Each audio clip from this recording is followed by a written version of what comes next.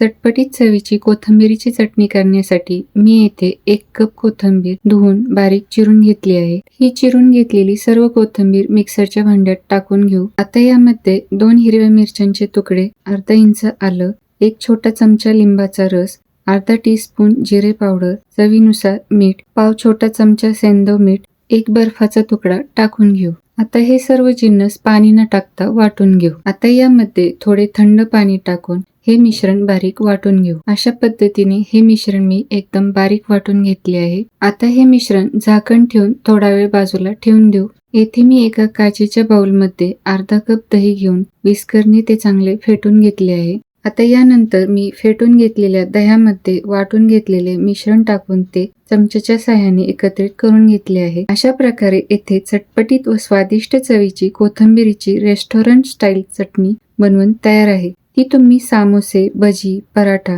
Sandwich यासोबत खाऊ शकता. हा व्हिडिओ जर तुम्हाला आवडला असेल तर व्हिडिओला लाईक व चॅनलला सबस्क्राईब नक्की करा.